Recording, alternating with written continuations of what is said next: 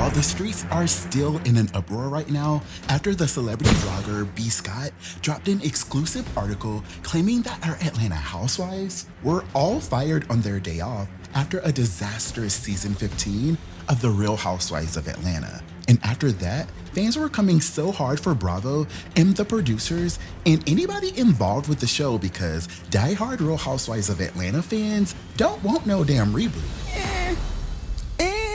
Y'all, things got so bad that the executive producer, Eric Fuller, had to hop on the gram and set it straight, posting, "I am not an editor. I don't make casting decisions. I don't choose what scenes make it or not. And if you're going to come for me for what I'm responsible for." Oh, now that's how you clear a bitch. And shortly after that, according to B. Scott, Bravo released a statement of their own talking about, Bravo strongly condemns threats and online attacks against the Real Housewives of Atlanta producers and urges people to please stop. She deserves a better life. Y'all, please stop. Please do not call yourself a binge watcher if you're over there sending hate and any sort of bad energy towards our girls or the creators of Real Housewives of Atlanta, because honestly, that's just not cool. Y'all, this is a mess. It's Justin Diego back with another binge-worthy video. And today, I've taken a page out of Bravo's book and I've decided to do my very own Real Housewives of Atlanta Season 15 binge-worthy marathon special here on my channel. Okay. Because I get comments all the time about how you guys have stopped watching the show, but y'all still watch my channel to stay updated on all things RHOA. So if you haven't already caught up, but you don't want to be out of the loop for the Real Housewives of Atlanta Season 15 reunion over the next couple of weeks, I hope you stick around to the very end because I'm rebooting my binge-worthy videos about Season 15 starting all the way from the very beginning of the season. Now let's get into it, cause period. Coming up, we're going to be sipping tea on the return of the OGs and why fans are calling for Bravo to reshoot it with Nene Leakes in her chair. And we'll go inside Marlo's shocking relationship with her new boo before we take a look at Sheree's shady relationship with Martell Holt and how Kenya Moore was not having it at all. And y'all know we'll have to talk about this Kandi versus Marlo storyline that had fans calling for Bravo to snatch Marlo's peach. Of course, we'll discuss things that happened outside the show while season 15 was playing out. And we'll finally wrap up this marathon taking a deep dive into why some fans of the show are feeling like Kenya Moore and all of our girls might actually be leaving the Real Housewives of Atlanta, since it's starting to look like Bravo is seriously considering firing everybody and rebooting the show all over again.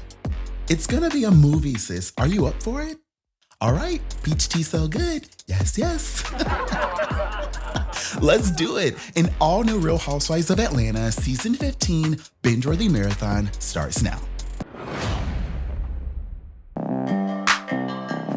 I just keep defending Sheree every single time, and then she comes right back looking a fool after everything dies down. Y'all, why they got her officially dating another clown, all while production is sitting there setting her up again to have egg in her face. And I'm gonna touch your hand when I say this. When I said that you're not special, I meant that. We have to discuss Sheree dating Love and Marriage Huntsville star Martell Holt before we get into how the drama unfolds for the Real Housewives of Atlanta Season 15 premiere, all before we discuss why the hell Drew Sidora missed the whole damn first episode. I'm actually gonna say what everyone else is thinking, because it's the truth. For as long as I can remember, fans of the show have always been hoping for the best for Sheree Whitfield. But when I really think about it, her entire legacy on this show has always been overshadowed by her picking these clown ass that she... Let me start over. But when I really think about it, her entire legacy on this show has always been overshadowed by these unfortunate young men that she picks, starting first with her silly ex-husband. Since then, it's almost like Sheree be knowing that she will get the people talking by choosing literally the worst possible bachelor every single time and getting him to film with her, only if he promises to make her look dumb as hell for views. What? It's harsh. Yeah, I know, but y'all, I'm tired. I'm done. In the Real Housewives of Atlanta, Season 15, Episode 1, appropriately titled, Who's Gonna Check My New Boo?, Sheree makes her relationship with Martell official. Despite what you see on TV, he's never showed me anything but respect. I'm really happy that I didn't give up on love. Are you in love?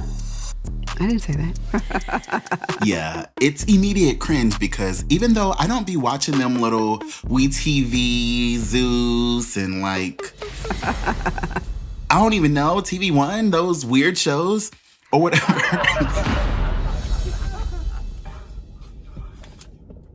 I'm not impressed.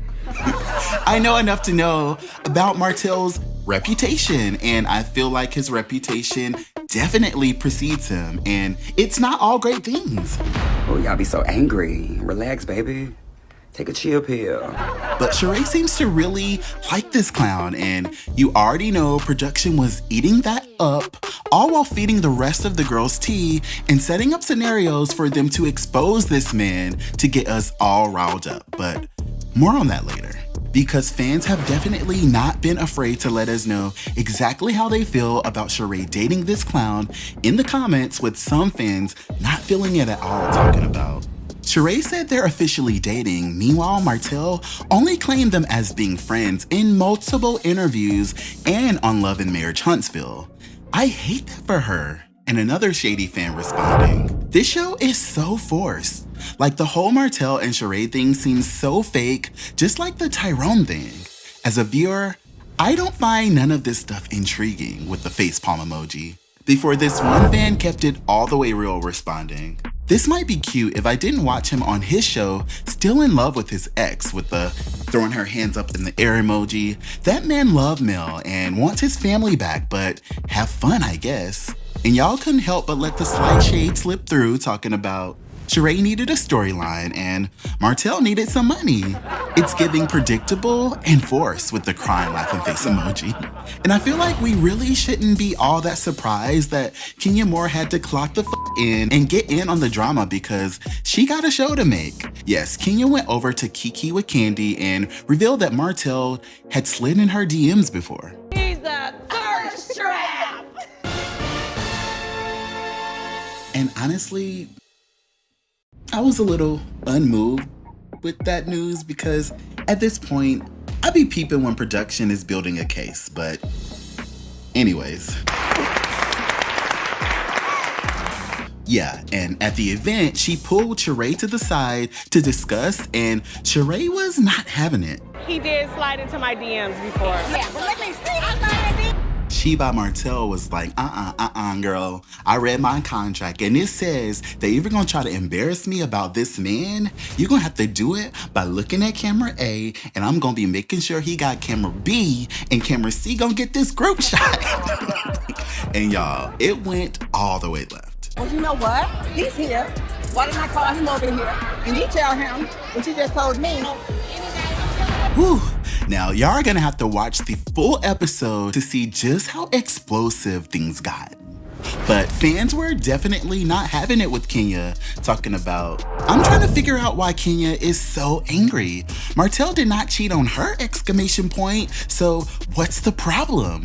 And why is it okay to talk to a man like that, but the ladies get so mad if a man approached them in any kind of way? Girl, bye. And another shady fan responding, Kenya is always so vocal about people's men, ... You can have an opinion or advice for your friend, but you don't have to insert yourself, especially when you... Never mind. Baby, if there's tea, you know I'm gonna sip it. Before this comment had me cracking up, talking about, Kenya couldn't wait to get in front of them cameras and embarrass Sheree. And another fan tried to warn Martell not to try to come for her because she did not send for him. Talking about, Martell, stand down, exclamation point. I repeat, stand down. I don't think you want it from those Atlanta housewives with the crying laughing face emojis. Hashtag, they are going to eat you alive. Before more fans started actually coming to Kenya's defense, saying, one thing about Kenya and Kandi, they gon' tell the truth. If they're saying it, you best believe receipts will follow. But one Sheree fan had me cracking up commenting, woo! But Kenya, what about Mark Daly with the crying laughing face emoji? You love snapping on other people's memes, but cry when it comes to your husband with the crying laughing face emojis? Girl, bye. I don't know. You guys are gonna have to let me know what you think. Comment right now and tell me, do you feel like Kenya Moore was out of line and she inserted herself into this drama for a moment? Or do you feel like she was kinda being a good friend by letting Sheree know what could have possibly happened in those DMs as she answered the DM and things went down in the DM? Fucking little telltale rat! Okay. Anyway. Now, switching gears a little bit before I go, after I got to the end of the premiere episode, y'all, I was sitting there burping and trying to process everything that happened because they definitely fed us and left nothing on the plate. Because if you watch, you know that everybody was clocked the in. Until I was like, wait, where the hell is Drew Sidora? Y'all know it was this moment where we finally got to the party and Ralph was there, but Drew Sidora was not. Where's your wife? It's not feeling well. Are you serious? Yeah. And that was really, really strange to me, but it also made me wonder if there was like really a situation, or Drew, girl, was that contract still pending? You full of That's what you are. You full of Hear me out, because it's just not normal for a housewife to completely miss the first episode unless they're undecided on coming back. That could be tea, or maybe Drew Sidora really was feeling a mess. She's dealing with a lot. I need to make sure I show love and support to my boy, though. It's his 40th. But I think that they could have at least included like a little fake little pickup scene to where we at least saw her face in the premiere episode, so like her fans had something to look forward to. This is not any shade. It's just facts. Or is it just me? You're not worried about that? Comment right now and tell me what you guys think about all this.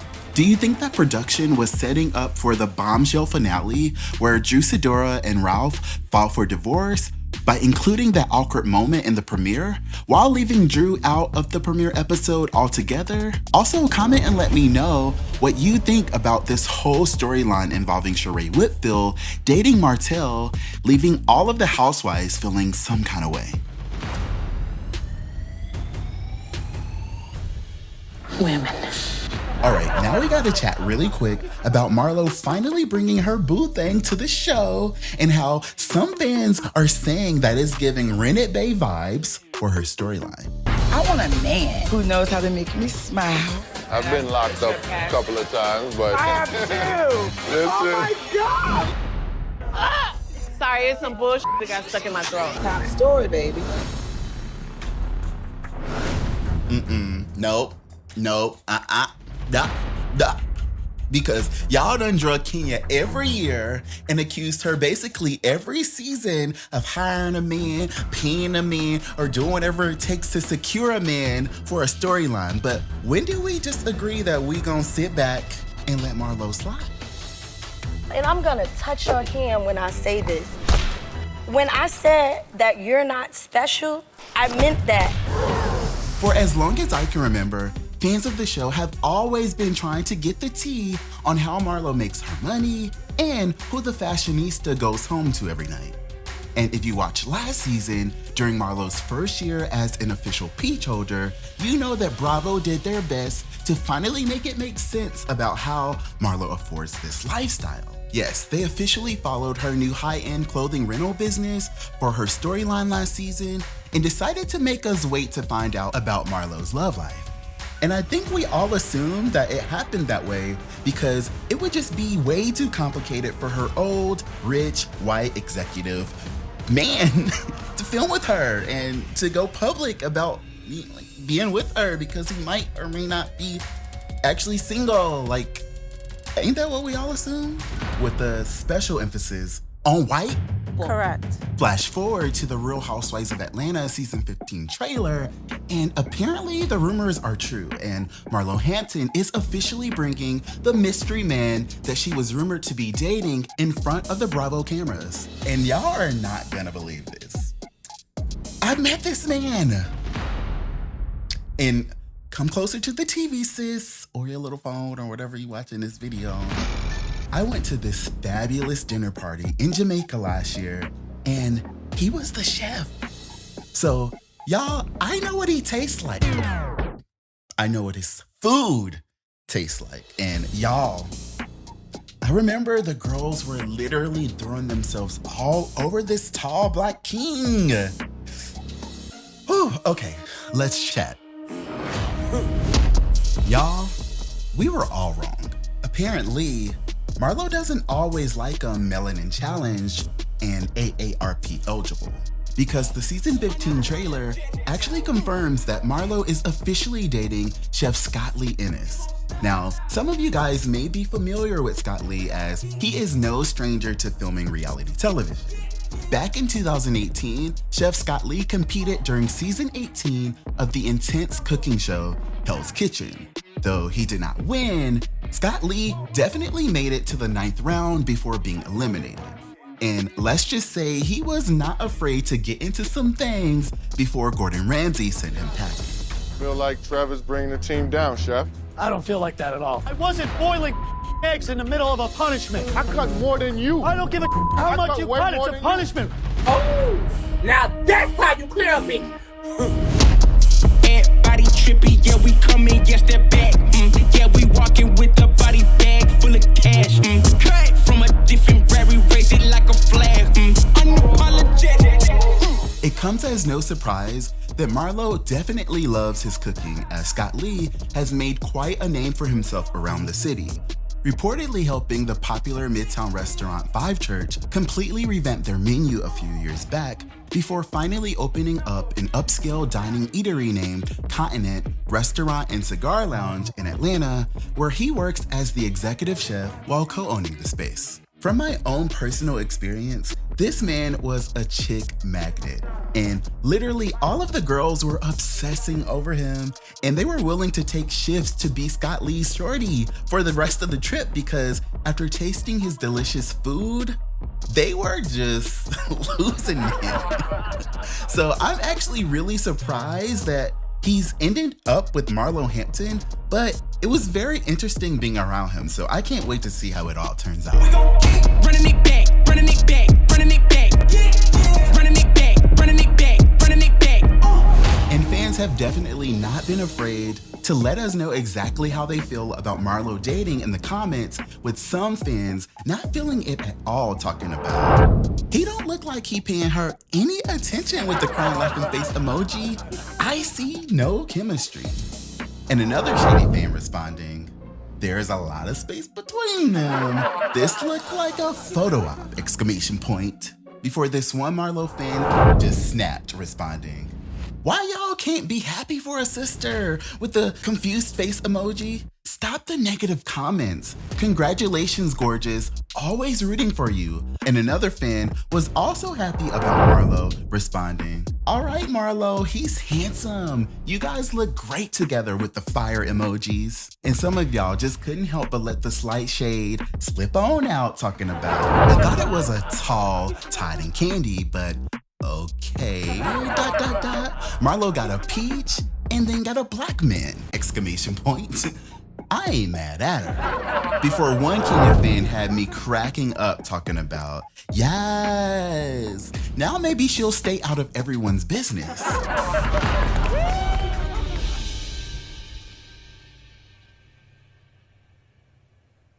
Wait a damn minute. No, because y'all be having me screaming in these comments because y'all are so nice nasty. because y'all just had to take it there about the storyline, talking about finally exclamation point, exclamation point, exclamation point. I'm sure Bravo said either a man or out of the show. With the crying laughing face emojis. Congratulations to her with the red heart emoji that is a shady red heart because we know you ain't really feeling the love with a comment like that. And another shady fan responding, I hope this isn't a manufactured man. They're known for creating a storyline, child, with the eye roll emoji. Before y'all took it all the way there talking about, why does this look off? ? She looks happier than him. Welp, there's her storyline that everyone's been waiting on. I wonder, did she pay him? The tea. What's today? This is the tea for today. Ooh. And I knew this topic of Marlo filming with this guy for her storyline was definitely gonna come up, and here y'all go. Like I said earlier, fans have always been curious about Marlo Hampton's dating life. And during an episode of Watch What Happens Live that was taped during the last season of RHOA, Andy Cohen checked in with Marlo about her man. Are you still dating the guy you told the ladies about? And have you figured out what he does for a living? No, I'm not. I wasn't dating him, but I was just seeing. At the time, Marlo claimed that she wasn't really dating, but having fun after something weird about him maybe turned her off. But no, something's fishy with him. Something's fishy with him. Did you figure out his occupation? No, Sheree knows him. She does? Yes, he was at her party. But I found it really interesting that she hinted that he had technically made a Real Housewives of Atlanta appearance, but we just didn't know about it.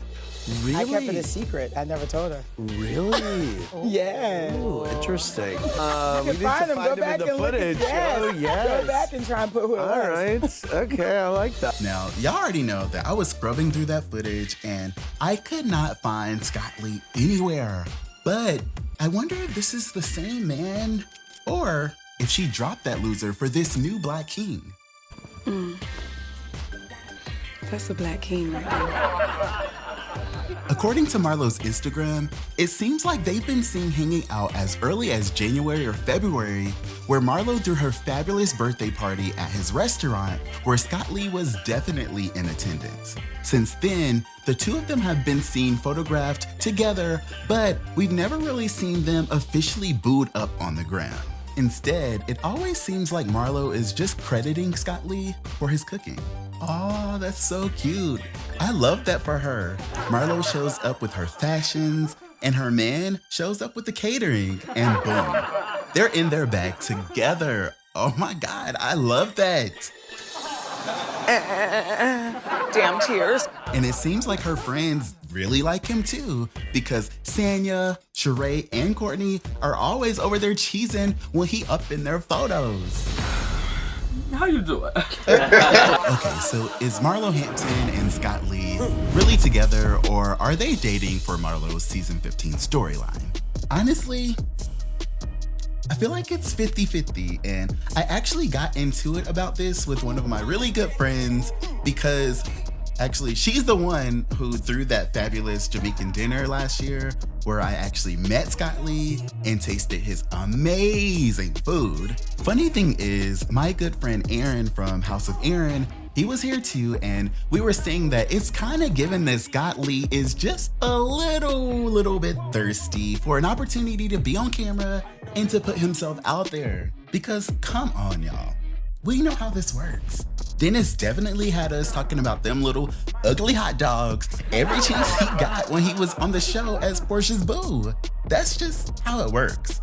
And y'all, she was getting really mad because she has so much respect for her friend Scotley, and she doesn't want his appearance on the show to go left for him because Scotley is a really respected chef here in Atlanta. So we agreed to disagree, and I'm not even trying to be funny, but I personally don't think that there is anything wrong with the possibility that Marlo Hampton and Chef Scotley Innis are both gonna gain something from sharing their dating experience in front of the Bravo cameras. Because I don't know if I'm just too insensitive because I've watched this again and again with like different guys on the show, but to me there's really no harm in just admitting that's what's gonna happen.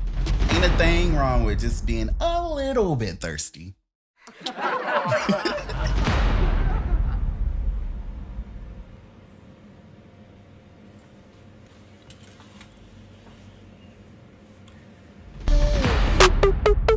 Big bands feeling generous. Got a big house, that's my preference. Sitting pretty at the top, Mount Everest. Yeah, bossy, dripping sauce. If you watched The Real Housewives of Atlanta season 15, episode 1, you already know that the girls were all clocked the in. Even Monyetta Shaw, and especially the newest friend of the show, Courtney Rhodes, who came on as Sheree's friend. Out the gate, Courtney came through with all the vibes. I can do squats in these boots if y'all want. Yes, Courtney, you my kind of girl. And I personally appreciated that she seemed really comfortable. But for some, she might have been a little bit too comfortable. Right. It did not take long for Courtney to get the party started. During Sanya's lavish party for her husband's 40th birthday, Courtney got right into some things. Basically calling Kandi Burruss a sneaky, jealous, conniving, scary ass, extra pressed, and extra bothered ass bitch to her face. Okay, maybe she ain't say it like that, but with all the extra energy that Courtney was bringing, it was definitely given that. I don't have big outfits. And Kandi was not having it. There you go again. Did you keep bob to your head? Kandi was hot sauce mad, and I just couldn't understand and get past how the new girl of like all of the ladies that Kandi has been fighting with all these years, it took the new girl to really get Kandi to show out like this in the premiere episode. I'm good. No, you back there. She's taking it. It was so intense, and I think when we saw Kandi blowing up on somebody in the trailer, we kind of all assumed that it had to be Marlo, but apparently we all were wrong. This is not any shade. It's just facts. And Housewives fans definitely decided to clock on in and say exactly how they feel about Courtney coming for the queen, with some fans slamming her for doing way too much. Courtney giving thirsty loser energy. And another shady fan responded, Courtney definitely was doing the most and trying to create a moment like, girl, relax. Before this one Kandi fan chimed in responding, this beef Courtney is trying to stir up with Kandi is very elementary. She can go, exclamation point. And another fan responding, Kandi never starts, but she will finish you and make a whole new business out of you. Wrong road. And this comment almost sent me to glory, talking about, baby, the newbie had all 12 and a half inches of our little Kandi girl activated, didn't she? It seems Courtney studied the Rile the Queen Up and Get Extra Camera Time chapter of the Real Housewives of Atlanta playbook. Child, I hope she read the succeeding section titled F Around and Find Out! Exclamation point, exclamation point, exclamation point. So what are you gonna do about it? We're reporting it. Are you gonna arrest me? Are you gonna give me a ticket?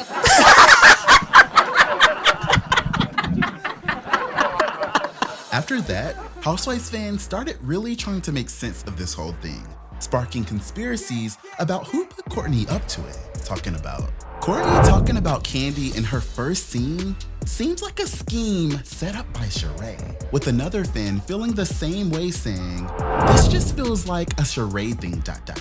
Cause why the hell are you walking up on me when I barely know you, ... One thing Kandi does not ever do is lie, exclamation point. That's where the rest of them get effed up, cause they literally rely on her getting out of character to get their check, and it's mad annoying. Before some fans started kinda thinking like producers and seeing how this chaos actually contributed to a really good premiere episode, commenting, I don't even know what Courtney was mad about. I'm very confused, but at least it's a good start to the season, laugh my butt off. And another fan responding, Kandi versus Courtney is so good, exclamation point. The fun thing about an activated Kandi is she's usually cool-mannered and collected, but when that one thing sets her off, It's like World War III. She won't back down until she's shaking and her voice is cracking. Courtney, beware! ! Before this one Courtney fan decided to come out, even though they knew they were going against the grain talking about unpopular opinion, but I like Courtney with the crying laughing face emoji. And my good sis was definitely using her own brain, chiming in talking about, I don't know, man. I get where Courtney is coming from because I hate when people try to tell other people I tried to claim them as a friend because, child, if you knew me, you know I cannot stand people and barely want the friends I got with the crying laughing face emojis. And this comment had me hollering talking about Queen Courtney ate Kandi right on up. Oh, you sound like you slow. Before one Kandi fan brought us all the way back to reality, commenting, Kandi reading that girl Courtney with ease and getting buck. Oh, that's mother. I don't care what y'all have to say. That's my mama. And you can tweet till you get blue in the face. I don't care. She can have whatever she want, because that's my mama.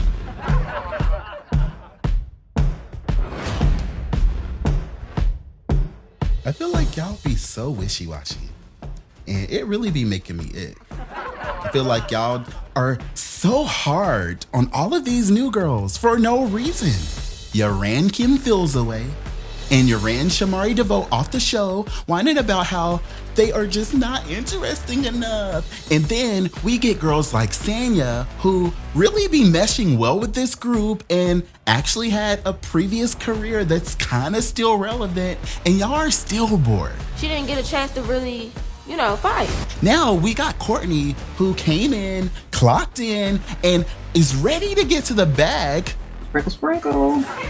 And y'all still saying she doing too much. Damn, like, what do y'all want for Bravo to do? Just start adding the gays at this point? Because y'all just don't like any of these new women.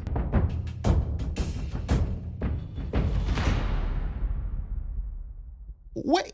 Sprinkle, sprinkle. Ooh. Actually, don't do that. Don't do that. Don't do that. Don't do that. Yeah, I got an unpopular opinion.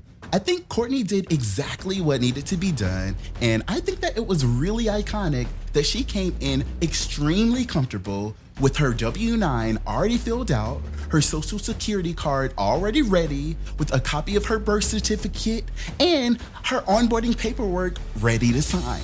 Y'all, Courtney was clocked the fuck in, and we have no choice but to stand. Back. No, I'm done. No, you back. I love Kandi, and I definitely recently renewed my Team Kandi license, so I'm definitely not sitting here trying to hate, but I think that this drama was really, really good for her. Y'all be trying to say my good sis is such a snooze fest, and y'all be trying to say my good sis is giving y'all this tired, regurgitated work-life balance storyline. I've had it. Enough. So Courtney got her showing out in the first episode, and for that, I am all the way here for it. At the end of the day, I know who's gonna come out on top, so I'm just here to see how it all plays out. Okay, are y'all still with me? Go ahead and like this video if you're still with me, and let me know what you're enjoying about this binge-worthy marathon so far.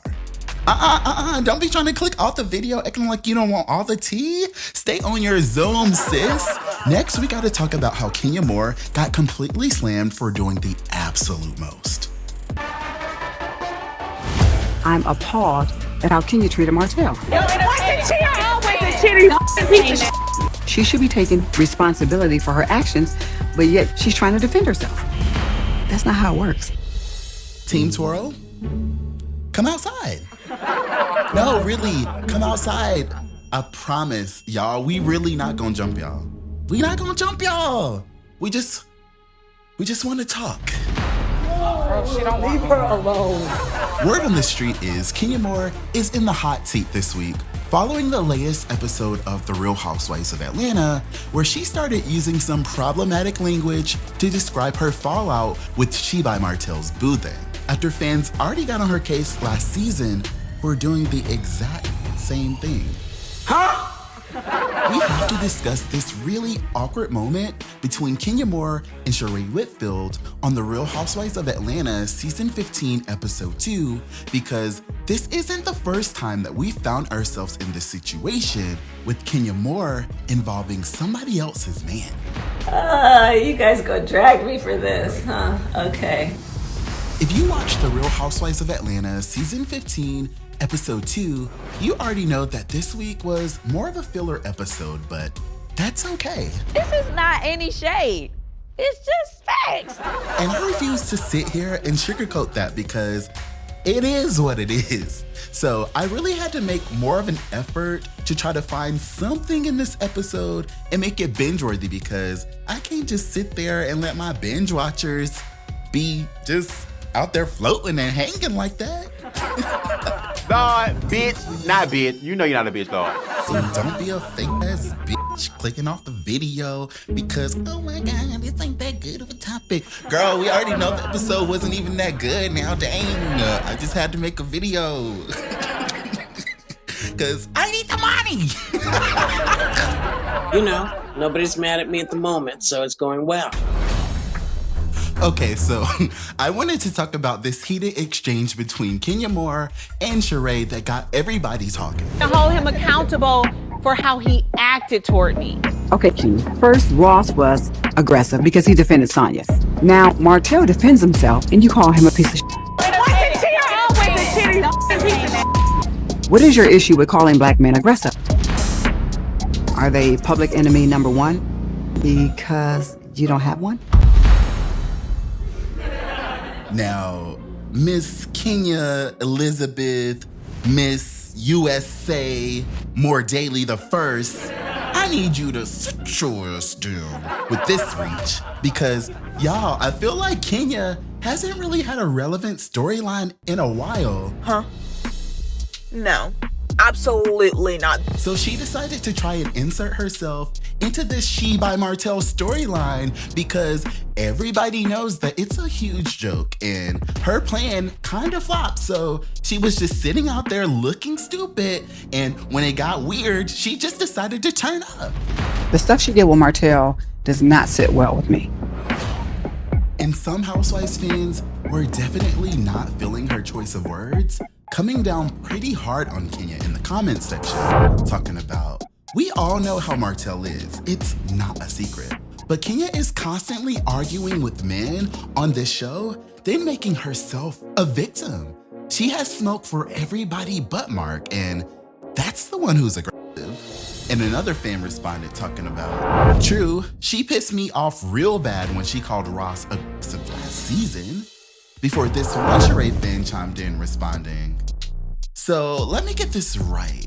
Kenya can get into a man's face, scream, curse at him, call him out of his name, and when he responds by raising his voice, he's aggressive? Girl, you don't get to be the bully and the victim. Girl, bye! Exclamation point, exclamation point, exclamation point. And another fan responded, I agree with She by Sheree. Kenya is wild! Exclamation point. She has an issue using criminalizing words towards black men. And this comment almost sent me to glory, talking about little miss arguing with somebody else man with the crying face emoji. And another fan responding, is Martell problematic? Absolutely! Exclamation point. But Kenya calls every man who doesn't agree with her abusive. Call me petty, but I guess that's what I am. After that, Team Troll was like, hold up. We're not gonna let y'all keep dragging our queen. And they started coming to Kenya's defense in the comments as well, talking about, Martell is abusive, the fuck? Verbally and mentally. It's no secret unless you've never watched his show, exclamation point. Y'all fans blaming Kenya because y'all don't like that woman and want her to be the villain so bad and are completely clueless to Martell's history. With another fan feeling the same type of way after reading the comments, talking about, I didn't really think anything of it, but after reading these comments of people who watch his show, maybe Kenya is right about the signs that she's seeing. Now, I definitely learned my lesson last season trying to talk to you guys about this last year, and some of y'all were just not ready for that conversation. And I remember walking away with my little feelings hurt. Like, dang, y'all really just gonna eat me up like that? Because y'all really started trying to say that somehow I am anti-Black women because I raised concerns about Kenya's choice of words towards Tanya's husband last year.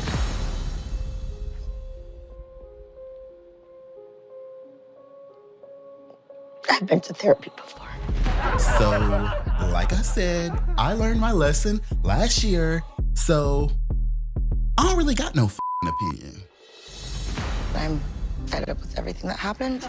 But I will say, I was really, really proud of Sheree for standing up and challenging this narrative, even though Kenya wasn't really ready to hear it. With Kenya Moore doubling down on what she said while offering just a little bit of further clarification, tweeting, "I call it the way I see it, period. By calling a man or a woman aggressive, if they are behaving that way, doesn't mean I'm saying all are. Hashtag false narrative, hashtag y'all tried it." Before Sheree was like, I, little miss ain't got no damn storyline. I'm not gonna sit here and drag this thing out all season, tweeting, "Really just wanna move past the situation with Kenya Moore. Friends won't always agree on everything, and that is okay. Life is too short to be arguing over petty drama."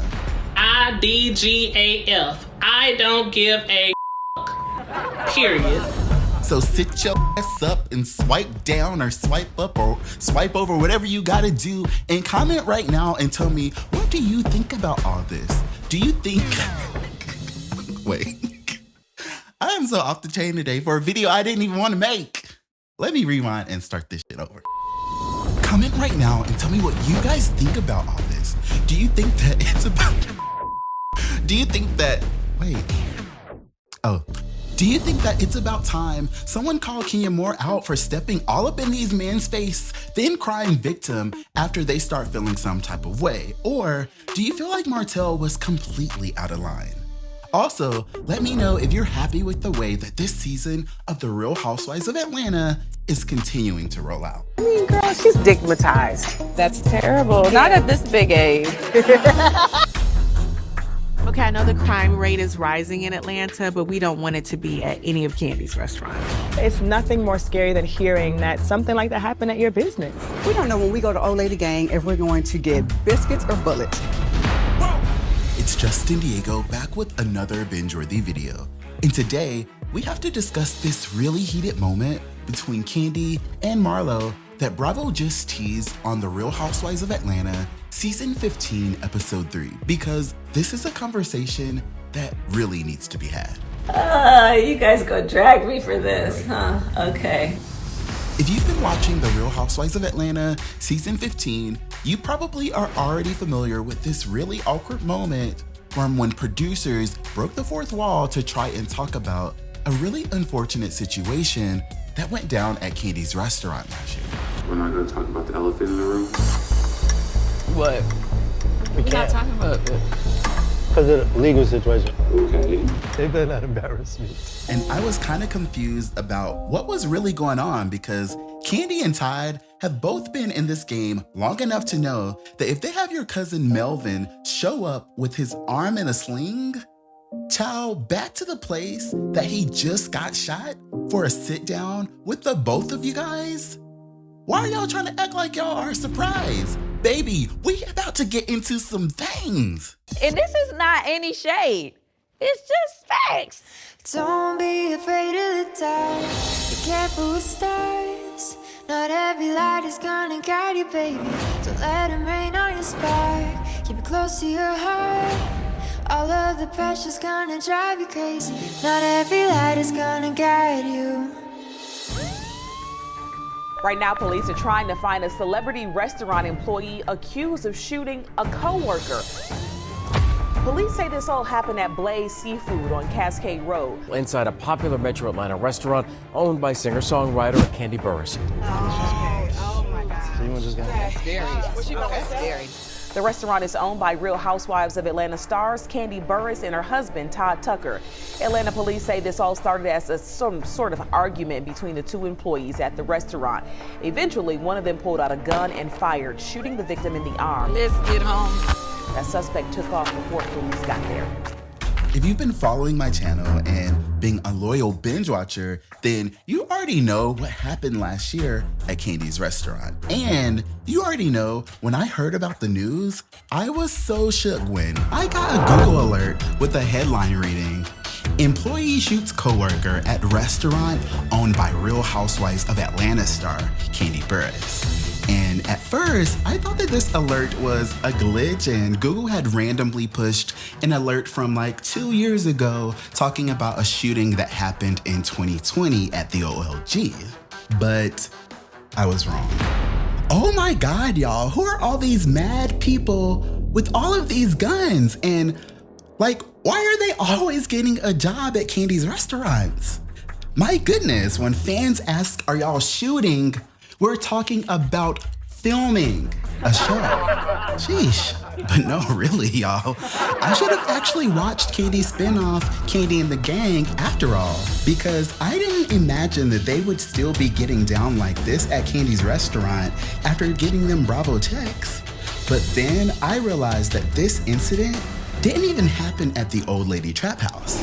This time, the newest restaurant, Blaze, is the one in the news.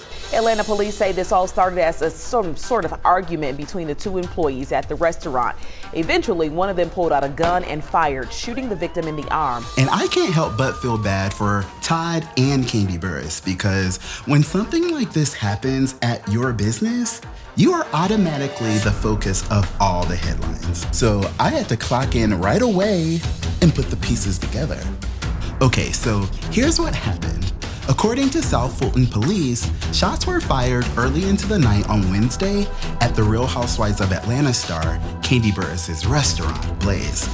The sad news is that one of her employees was actually struck on the job at Blaze Steakhouse in Atlanta, Georgia, when he got into a heated discussion with another man that also works at the restaurant. According to police, one thing led to the other, and the situation got so heated that one of the workers lost his temper and pulled out a Glock and sent a couple of bullets flying across the restaurant, y'all. Aunt Bertha's grandson, who is Kandi's cousin, Melvin, was later identified as one of the people involved in the altercation. And I already know Aunt Bertha is having a fit. Thank God we were able to find out that Melvin, who has also made appearances on Kandi's spinoff show, was not the one that actually fired the rounds. Instead, he was actually taken to the hospital with non-life-threatening injuries. And Melvin later added photos from the hospital to his IG story, captioning one of them, "Still here 'cause Granny be praying for me," with Granny being Aunt Bertha, of course. Find me a church. All I know is whoever shot Aunt Bertha's grandson, boy, you might as well just go ahead and quit. You know, no call, no show, no coming back to collect no last check, because it is not even worth it at this point. Because I know for sure that Aunt Bertha gonna get into your behind about hers. I'm not for the bullshit. I'm not. Not me aiding in the bed in a fugitive, or at least trying to give a fugitive advice to stay on the run.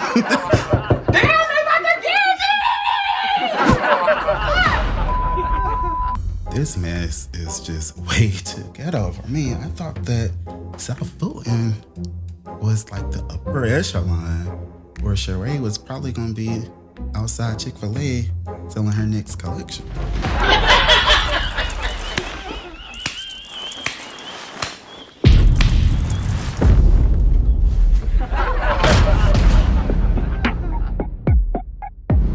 Fast forward to the latest episode, and you see that Kandi shuts down this conversation again when the girls start trying to talk about that shady situation.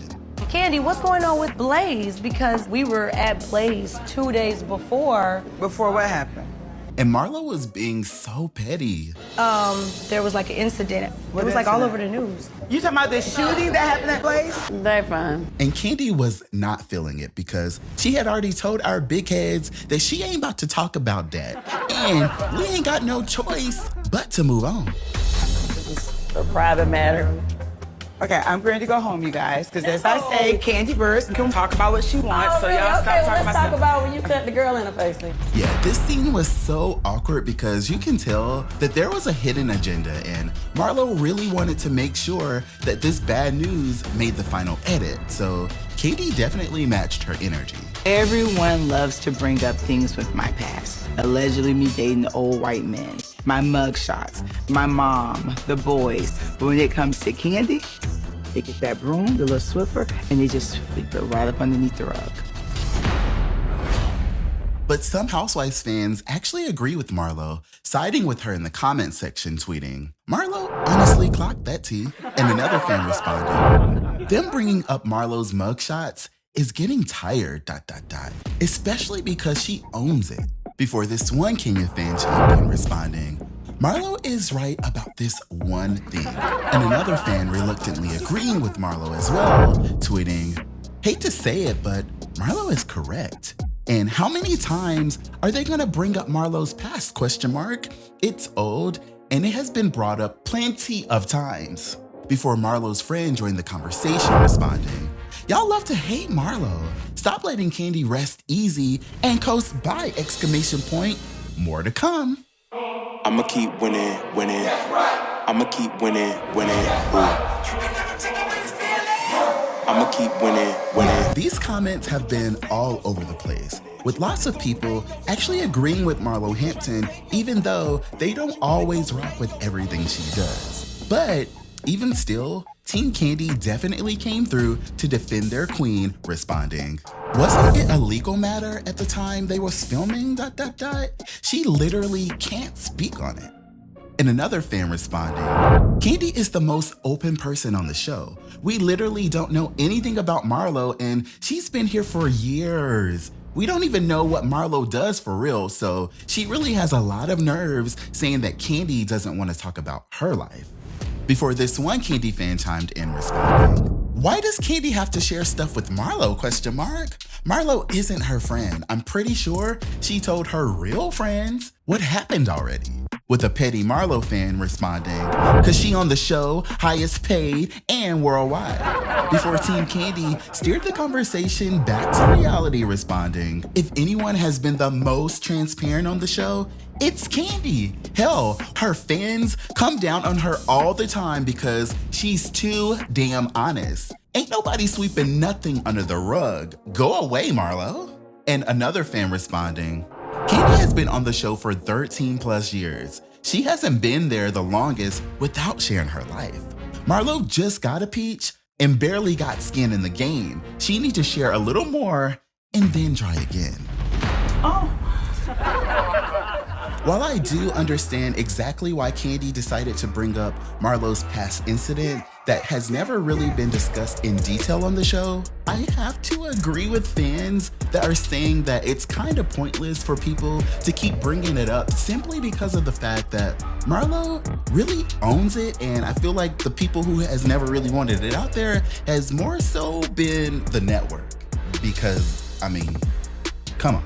I feel like Kandi was like, "Girl, look, if you gonna try and drag me or try to expose me or whatever little petty stuff you're trying to do to give the editor something to work with, I'm gonna give the editor something to work with too."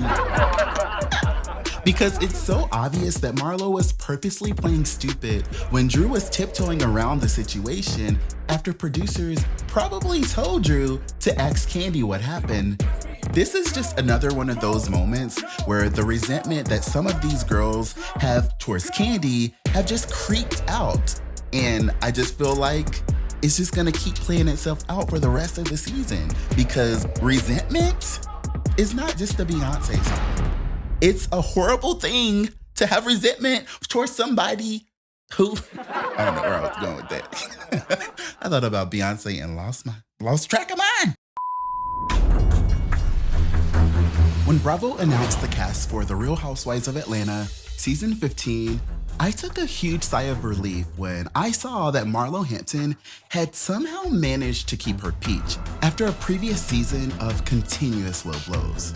Now that we are more than 3 episodes in, it's starting to feel like Marlo has chosen to make her resentment towards Kandi Burruss her biggest storyline. And as a result, I'm afraid there are going to be huge repercussions. The audacity is truly and utterly astounding.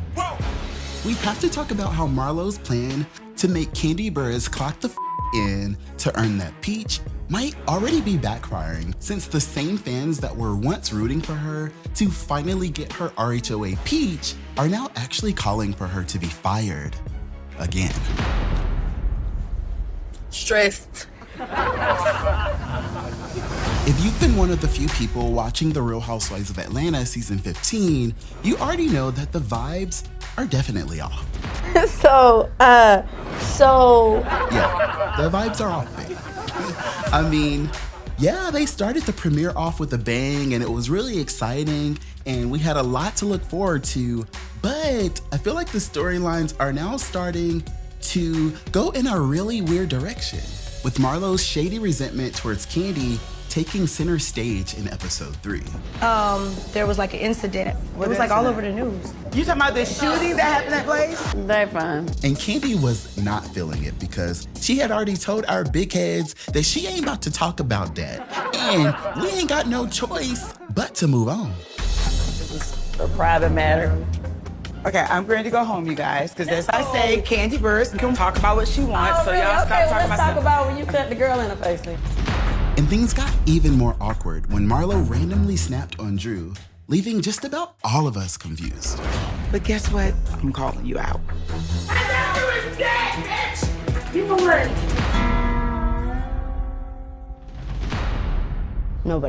Nobody freaked out. Nobody said anything. Nobody did anything.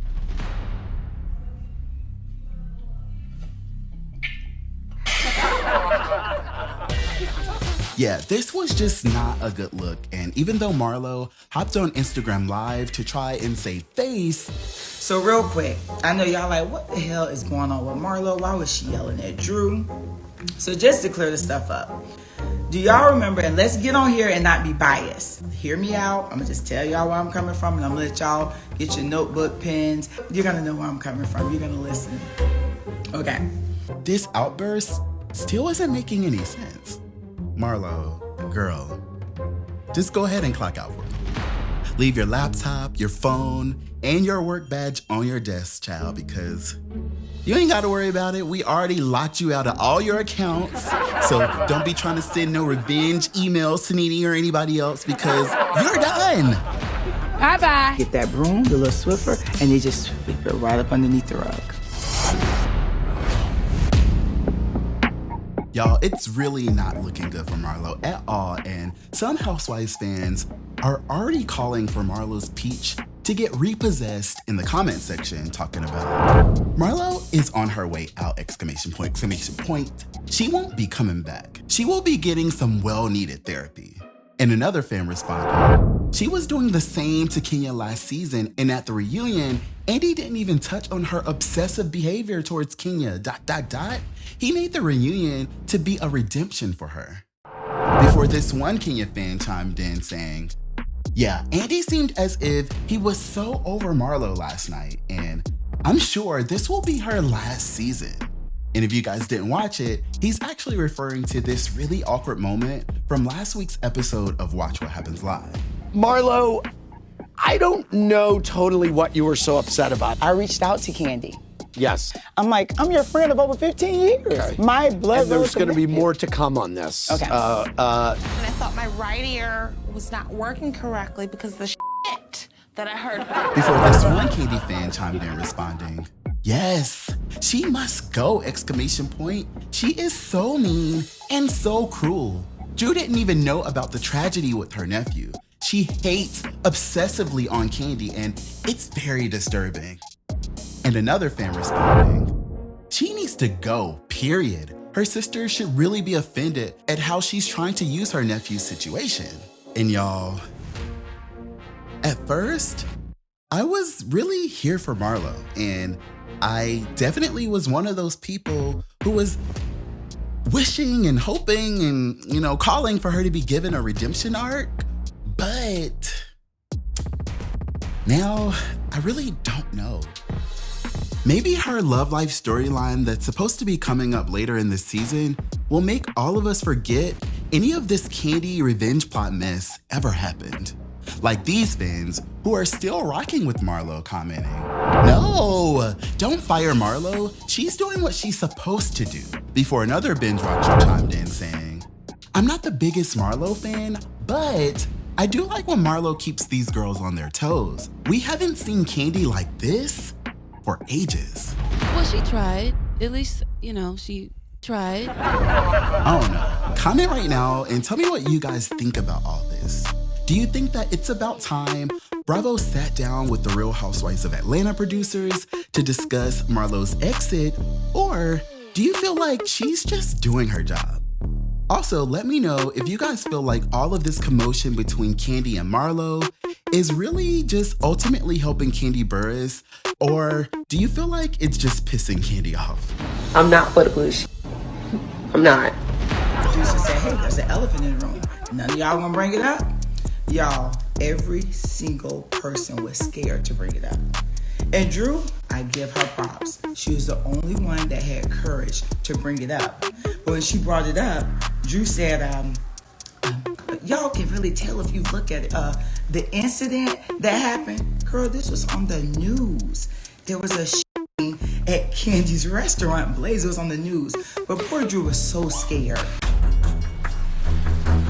The last time Housewives tea about Mama Joyce was sent to my office, it was funny to see her and Kandi literally tag teaming to take down Latasha Scott after she woke up and decided to lie on the both of them. I was talking to your sister about this last week when she was here. I was asking her about what was Mama Joyce like in the day. Oh my gosh. Has she changed over the years? She has not. No, she has not. She actually called me and told me to stop singing. Here we go! Here the f we go! Here the f we go! She said stop singing.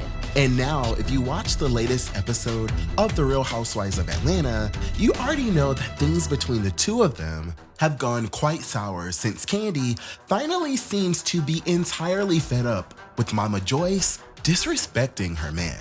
My mom has had things to say about Todd since the beginning, and I'm not gonna be as patient or as passive as he is. It's Justin Diego back with another binge-worthy video. And today, we have to talk about how after all these years of disrespect, Kandi Burruss is finally putting Mama Joyce in her place and how this might be signaling her final season on The Real Housewives of Atlanta.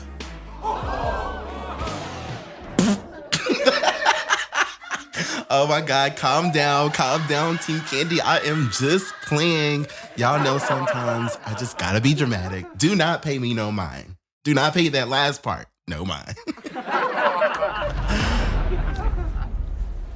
Stressed. Okay, so if you watch The Real Housewives of Atlanta Season 15, Episode 5, you already know that producers are definitely pushing this BravoCon moment that happened involving Mama Joyce. He's still short. Please stop, just stop. But if you've been watching the show for years, you know that Kandi has always defended Mama Joyce no matter how off the chain she's been. I understand. I don't care what y'all have to say. That's my mama. I'm gonna make sure my mama's good. And y'all can tweet, you can do whatever. That's my mama. And you can tweet till you get blue in the face. I don't care. She can have whatever she wants, because that's my mama. And trust me, Mama Joyce has definitely been off the chain for quite some time. My mother and Todd have unfortunately had a long negative history. I do feel you're opportunist. What do you think I'm getting out of it? What you getting out of it?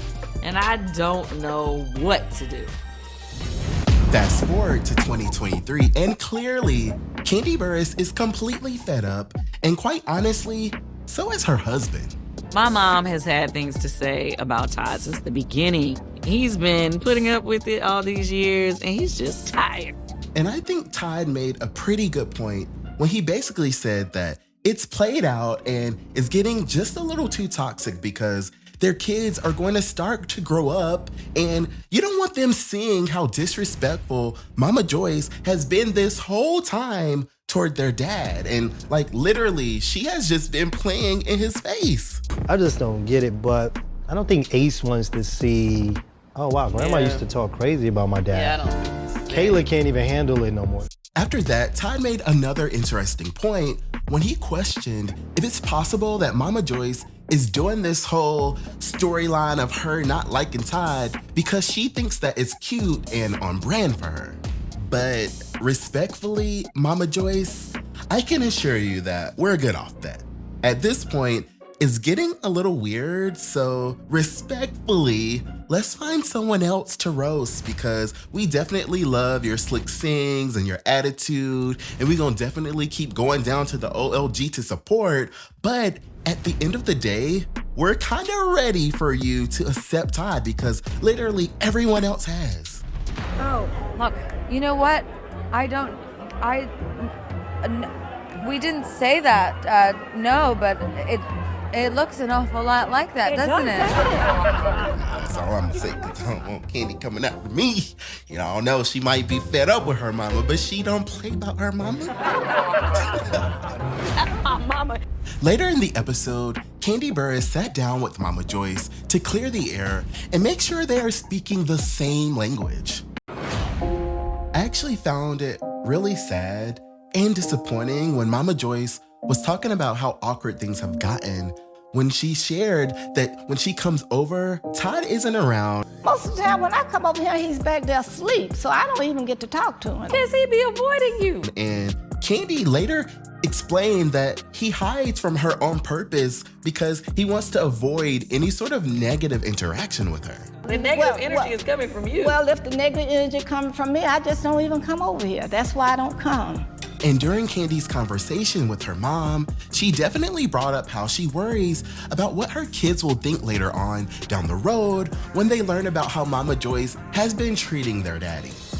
You do love your grandchildren, right? I do. Okay, well, I'm sure you know, when they get older, I'm sure they ain't gonna wanna see you dogging their daddy out every time they turn around. That's why I don't even come around here.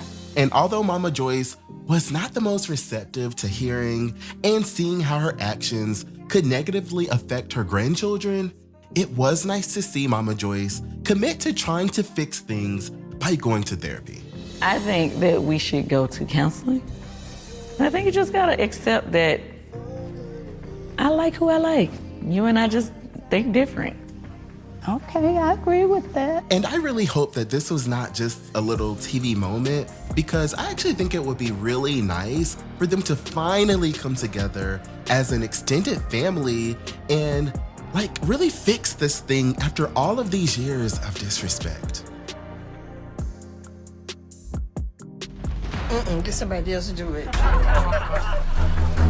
If you've been watching The Real Housewives of Atlanta season 15, you already know that we have been seeing a very different side of Kandi Burruss. Back. No, I'm good. No, you back. And ever since Marlo Hampton committed to making sure that Kandi clocks in and earns her peach this season, it's been really interesting watching the way that their friendship continues to take a turn for the worse. But now, it's gotten to the point that I can't really see them coming back from this. Anything she can use to try to tear me down, she's just trying to run with it. And I have a problem with that. We have to talk about this crazy moment from The Real Housewives of Atlanta season 15, episode 6, that still has me shook. I'm sorry. I'm very sorry that happened to you. Well, thanks, I guess. Okay, so it's been forever since we really had an explosive physical altercation on the Atlanta Housewives. And when I tell y'all, when things got really intense between Kandi and Marlo, I had to like sit back and like mentally prepare because I really thought they were gonna take it there. Okay, so here's what happened. Apparently, it's really been bothering Marlo that her nephew, who happened to be a previous employee of Kandi's, passed away. I'm mad at you because you ignore things and people allow you to get away with it. And if you've been watching this season, you already know that this isn't really new information. But it's finally been brought to Kandi, and she was completely thrown off. It didn't have nothing to do with us or anybody else that worked with us. Now, I don't know if it's just me, but has production been particularly shady towards Kandi, or am I tripping? I don't know. Something feels a little different. So I felt really bad for Kandi because she reacted without knowing that production had already filmed all of those scenes with the other girls talking about this, and they decided to dig into the archive to make this backstory make sense for Marlo's narrative. Lying ass They found a way to get Kandi and Marlo in the same room, and Kandi could not even fake the funk. She was like, "Ciao, what you not finna do is play with my business. So I'm pulling up and I'm gonna be sitting on ready." I am heated. I don't have a good poker face. I can't hide it like everybody else. And as you can expect, things got blown completely out of proportion, and what could have been an easy little conversation that provided clarity turned into this explosive, humongous, dramatic, horrible moment where Kandi saw red and everybody else was scared that it was going to get out of control. No. If she pop up, do not grab me. Do not grab me. I'm telling you, don't. Yeah, this whole thing is a mess. I mean, I get what Marlo is trying to say, but I'm also giving her the side eye because, girl, the math ain't mathin'. After we saw Kandi read her version of the text, and it went from her cousin getting unalived by another old lady gang employee to somebody that he just happened to meet while he worked there? I don't know, y'all. Something smells really fishy here. Is Marlo just digging up all of this mess just to put as much attention as possible on that horrible situation that happened at Kandi's restaurant involving her cousin? Or is Kandi really the heartless bitch that Marlo is trying to make her out to be? No, ma'am. No, ma'am. And y'all already know how Housewives fans are. They had a lot to say about this Kandi versus Marlo situation, with some fans coming down on Kandi Burruss, talking about, why is everybody acting like Marlo is wrong? They were friends at the time that this happened, and now an incident happened at Kandi's restaurant, and it triggered the subject to come up again. That's why she's confronting Kandi about it. Kandi could have said, "I'm sorry, you felt I wasn't there. I have a lot going on." Boom, and it's over. And another fan responded, Kandi not sending a card, flowers, or nothing when one of her former employees passed away is just wrong. I don't care how she tries to spin it. What kind of boss are you? Before this, one Sheree fan chimed in responding, "A little empathy would have prevented this whole scene, but I guess that's too much to ask for. I see that Marlo just wanted her pain to be acknowledged. Why can't these women ever just empathize with each other? It's actually awful." But some fans were like, "Marlo, girl, hold up, because you ain't slick." Responding, if the incident didn't occur at the OLG and he no longer was an employee and this occurred during COVID, what exactly was Kandi supposed to do besides open her door and let you cry on her shoulder, Marlo? With another Housewives fan responding, Marlo is extremely desperate for acceptance from the popular girls, and I hate that for her. Before this, one Kandi fan chimed in, responding, Marlo is reaching and going way too far with her attempts to attack and destroy Kandi's legacy and her business. Shaking my head, exclamation point. It's really sad and disgusting. Messing with someone's paper and ability to provide for others is not cool. And another fan chimed in, just trying to make sense of everything, responding, baby, Marlo's story and reason has switched up so many times, ... Just say you're obsessed with Kandi and don't like that she gets favor from the network, cause this is sad to watch.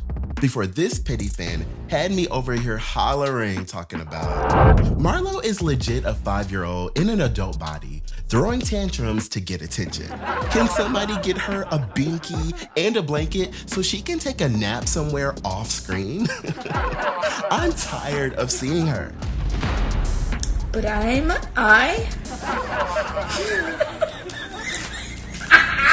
right now and tell me what you guys think about all this. Do you think that Kandi and Marlo and all of this drama is just being blown completely out of proportion just because production didn't really have no better dramatic storylines to follow? Or do you think that it's all making sense? Also, definitely let me know if you guys are Team Marlo or if you're rocking with Team Kandi on this one. If you've been watching The Real Housewives of Atlanta season 15, you already know that there has been plenty of drama already, and honestly, we've come to expect it at this point. But what I didn't see coming was all of the DMs flooding in from all of these pissed Real Housewives of Atlanta fans asking me if I peeped how Bravo was trying to erase Nene Leakes and act like she never ever existed in the first place. And needless to say, I was so confused. It's Justin Diego, and I am back with another binge-worthy video. And today, we have to talk about this extremely unnecessary, petty, disrespectful, shady-ass moment from The Real Housewives of Atlanta season 15, episode 6, that ultimately made the network have to delete the whole damn episode off streaming.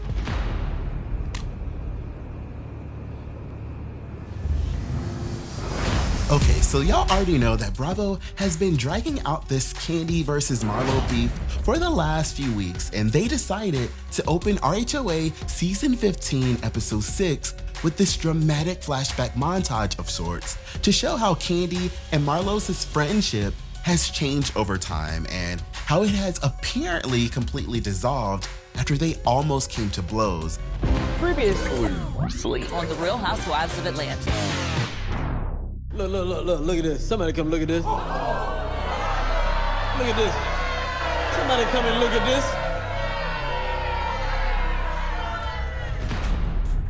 You done lost your damn mind. When you get your damn mind, you call me. Now, it was in this shady montage where fans noticed that the network decided to edit Nene Leakes completely out of the opening title card, as if Cynthia Bailey, Big Head Kim, Kandi, Sheree, and Phaedra could have possibly even tried to carry that season on their own. My bad. I'm sorry. And Housewives fans were pissed, and rightfully so, because like I said, it was so petty, disrespectful, completely unnecessary, childish, and all of the bad things, because they could have definitely made their point without so blatantly trying to erase Nene Leakes and her entire legacy in our face. No, because it really pisses me off, because y'all know I really love a shady edit like this one. I'm sorry. I'm very sorry that happened to you. Well, thanks, I guess. But Bravo, damn, enough is enough, especially since we've expected you guys to go ahead and figure out this mess by now, especially since y'all keep bringing back these other problematic girls and giving them their own little specials and spin-offs from The Real Housewives of New York, but actually, I'm not even gonna go there. But Bravo, enough is enough. I've had it. Enough.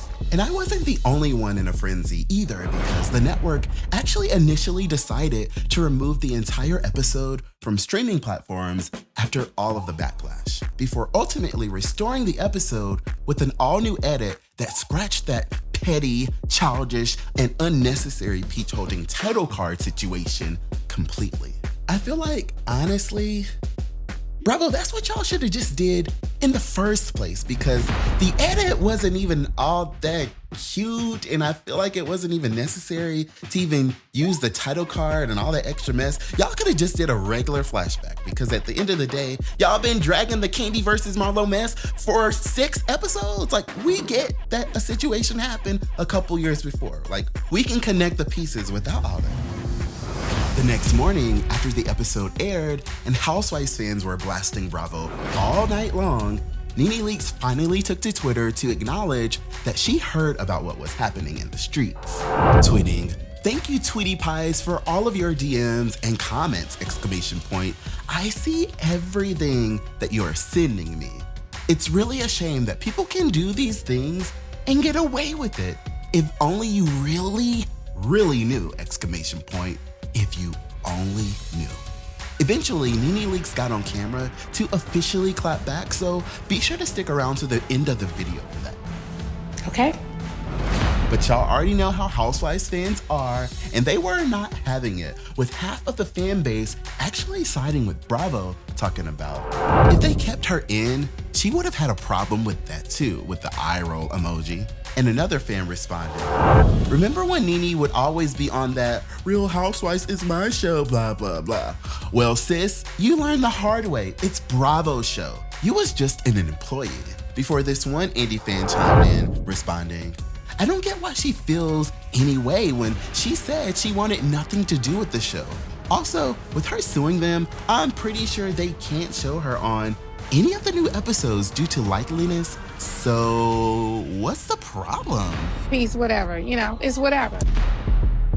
But some other Housewives fans definitely called Bravo out and kept it real about them being straight up corny in the way they handled this. Responding, Nene made that freaking show. They need to put some respect on her name.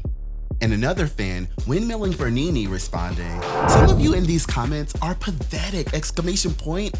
How are you praising the downfall of a Black woman? Make it make sense, and she shouldn't be penalized for taking up for herself. Where they do that at? Before this one Nene fan chimed in responding, I don't care. The complete erasure of Nene from the network after her contributions is gross. Adding a title card is beyond weird and petty. Before this petty fan kept it short and sweet, talking about, Bravo's so corny for that. And another fan made a really interesting point, talking about, y'all are insane to believe Bravo isn't completely distasteful for this. Like Nene or hate her, but y'all know this is wild, exclamation point. Especially when you have ex-housewives like Ramona, Kelly, Luann, and more other Bravo celebrities that have been blatantly inappropriate and they have never received this treatment. Nene and the other OGs from the Real Housewives of Atlanta built that show. And it's insane to erase her or anyone else from their legacy just because of personal feelings and an unsettled lawsuit. Not even gonna argue with y'all. You are absolutely right. Don't be afraid of the dark. Be careful with stars. Not every light is gonna guide you, baby. Die-hard Housewife fans were shocked when Leakes announced she would be leaving the franchise for good after 12 years. It wasn't an easy decision for me. It was hard.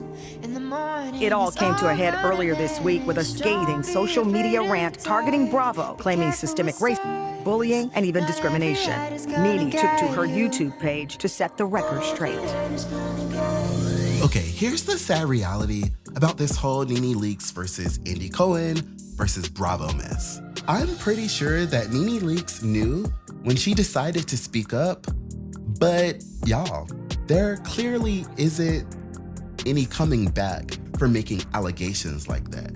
As much as we love Nene and we respect Nene Leakes and everything she's done for the Housewives, and even though Bravo as a network has acknowledged her significant contributions to the show after securing her spot in the Smithsonian Museum, and even though Andy Cohen himself proclaimed that the Real Housewives of Atlanta was the house that Nene built, there were repercussions for her standing up and calling out bad behavior like this, and unfortunately, that's just the way things go. I'ma keep winning, winning. I'ma keep winning, winning. I guess nothing's changed. Now, if I got the number of messages and DMs that I got about this mess, then I know Nene Leakes definitely got flooded. And that's why Nene Leakes just had to hop online and say something. Hey, you guys. So I wanted to jump on here for a few minutes. I came home early. The last few days, I've gotten lots of emails and text messages and DMs from people asking me to comment on this subject or comment on that subject or that subject. And I kind of don't.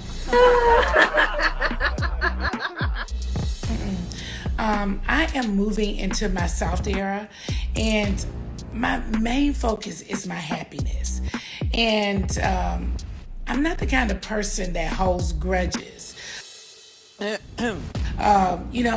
like any human, you get mad for a little while, but then after that, you know, I kind of like to let it go and just kind of let God and move on. That's just how I am as a person in my real life. I just feel like if you hold on to grudges, they hold on to you and to your energy and to those kind of things. So I don't want to hold on to a grudge. I want to move into my soft era. I was really pleasantly surprised to get this type of a response from her because I do feel like sometimes it is best to let people just see things for themselves. And I feel like it's very clear with the way things have been playing out, you know, who we should be, you know, rocking with. And I'm just happy to see that Nene's willing to like move on and prioritize her peace. I don't know. I'm just in a different place right now.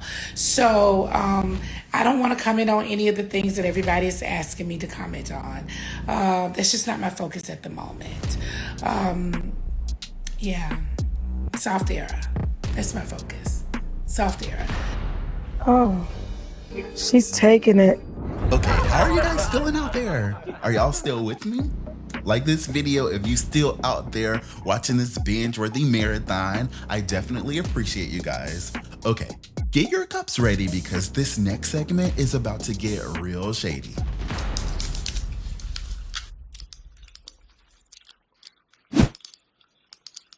In the eternal words of Nene Leakes, what is this, honey? What is this? Yo, this is Sheree. Child, they had a side-by-side. What? When I saw this moment pass across my screen, I could not let it pass me by. Sheree, what in the hell did you do to your damn face, okay? And now this is the thing that bothers me when people get to talk about noses and face differences and stuff. They want to put it on makeup. You can't put this on makeup. I don't know, it's giving new face, but okay. The cardinal rule of plastic surgery, Sheree, is this.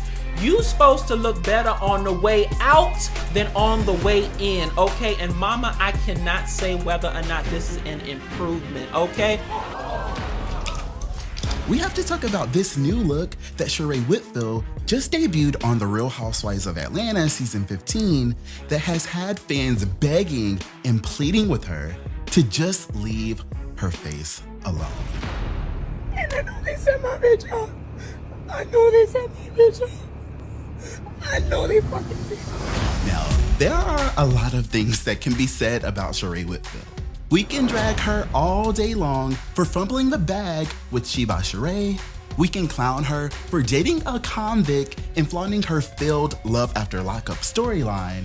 And of course, we can always laugh together about all the times that Sheree and Nene Leakes went toe-to-toe. But we have never, and I mean never, ever been able to say anything awful about Sheree's looks because, baby, Sheree Whitfield has always given us body, and she has always served face so effortlessly.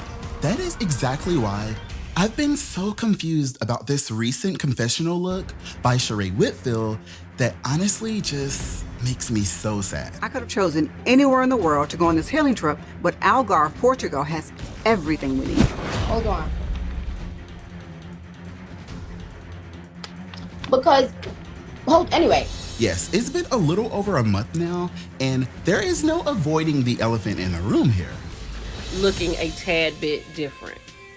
Now, real talk, I thought this was Hazel E. Even though Sheree Whitfield definitely denies getting any recent work done, clearly something is up. Have you had a little tune-up, lips? Wait a minute. No. No? Okay. All right. The lies. Listen, I'm just here to let y'all know I don't believe it. I don't believe it. And it's just really weird to me that she would lie about it because, babe,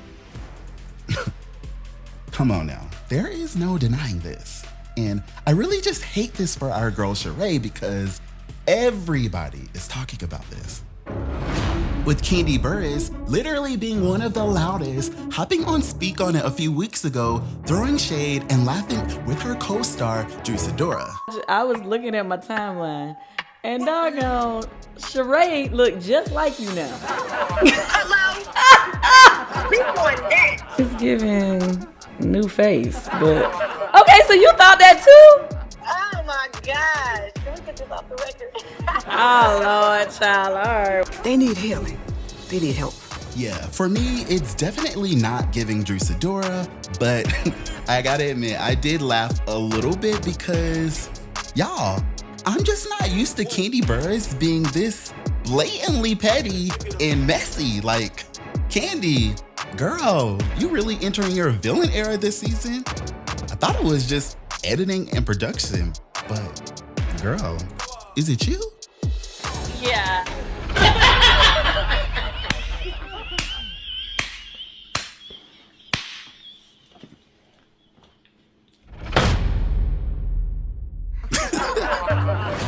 And y'all already know Atlanta Housewives fans were sitting on ready to join in on this dragging, talking about this isn't meant to be shady because she looks beautiful, but it's a damn trip to watch this face talking while hearing Sheree's voice come out.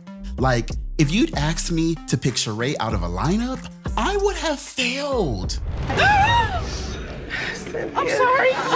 Before this one fan clapped back responding, "You're dragging it.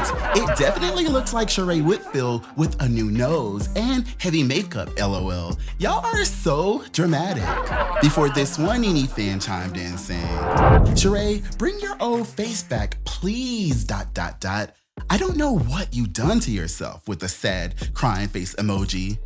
And this fan definitely had her face all balled up talking about, "I want the old nose back, Sheree," with the upset emoji and the side eye emoji.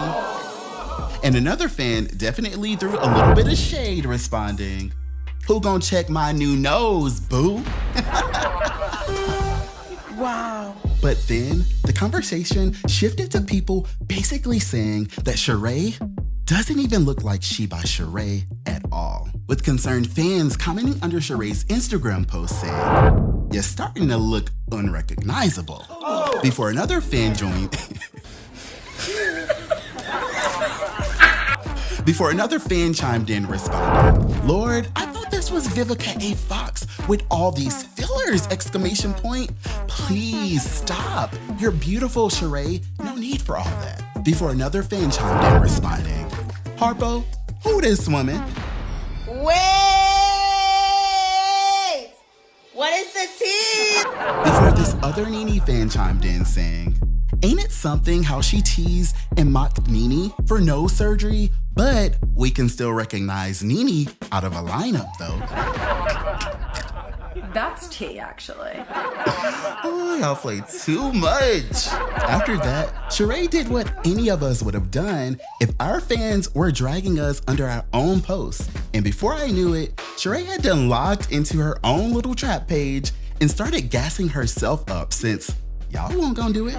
Commenting in all caps talking about the baddest on the show, period, with the fire emojis. Before responding to herself, allegedly, talking about, "Say it louder for the people in the back," with the screaming face emojis. We didn't say that, no, but it looks an awful lot like that, doesn't it? So here are my final thoughts on this Sheree new face / new nose job scenario. Why y'all mad? I feel kind of 50-50 about it. I mean, I've always loved and respected the fact that Sheree has always looked the part since she stepped foot on the scene in season 1.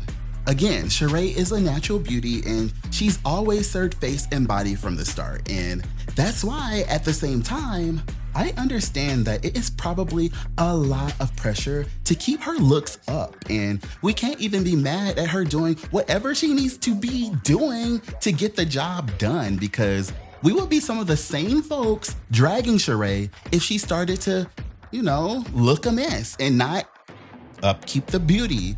So yes, Sheree looks a lot different, but some of y'all are overreacting, and I hate that for y'all. Is that a ooh, or am I just stating a fact? That lady probably just got a cute little experimental treatment and y'all sitting here acting like we should be calling her Joan Rivers or something. Let's just wait for the face to settle down a little bit and then we'll revisit this topic at the damn reunion. I don't know who need to hear this, but this is your sign that God ain't told you to tell nobody to do shit. Comment right now and tell me what you guys think about all this. Do you think that Sheree Whitfield secretly got a nose job and is sitting here lying in our face to save face? Or do you think that it's just all new hair and makeup, child, and it's just hot in Atlanta and she just sweating a little bit more than she used to or something? I don't know. Also, let me know, do you think Kandi and Drew are gonna be held accountable for that shady video they did about Sheree at the reunion? Or do y'all think that Kandi is literally going to refuse to speak on it? You see what I did there? My mind, I have the mind of a mastermind. I have the mind of a I have the mind of a mastermind. What's that? I don't know, but I'm so creative like that. I'm just tired of my feelings not being acknowledged.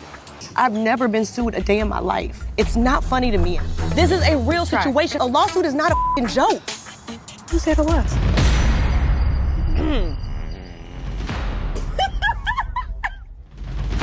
Like, seriously, I'm coming out here to have a moment. Okay, she want a moment. She want a moment. Oh, the dramatics. I can't take it. Sorry. It's Justin Diego back with another binge-worthy video. And today, we have to talk about this really awkward moment that happened on The Real Housewives of Atlanta Season 15, Episode 11, that has fans giving some of y'all's favorite Atlanta housewives the side-eye for the way that they handled Sidora's breakdown about $1,000. I mean, she don't have $1,000? You ate that. Honestly, y'all, I really haven't been able to completely wrap my head around this incident between Sheree Whitfield and Sidora on the first night of the girls' trip to Portugal that was supposed to be about healing.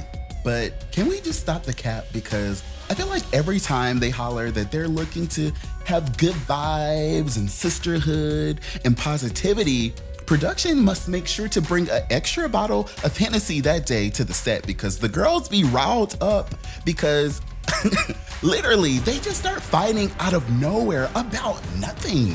Listen, I did not know you were do that. Oh I am really dealing with in my life. This is. I hear you. Give her a moment, Sheree. I think give her a moment. Okay, from what I understand, apparently, Sidora has been going through some sort of lawsuit involving a shady lady that has been extorting her and her husband for money. And it's weird, y'all, because this lady isn't like stressing Sidora out about 100K, 50K, or even 25K. Y'all, this bitch has been keeping Sidora up at night over $1,000. I mean, she don't have $1,000? Apparently, this was a bit too much for Sidora, and she ended up bursting into tears and storming out, all because Sheree was trying to be funny and get back at Drew for always bringing dirt up on her. Drew has come to me about things she's heard online about me, so don't expect to dish it if you can't take it. Because everything I hear, I'm bringing back to you, bitch.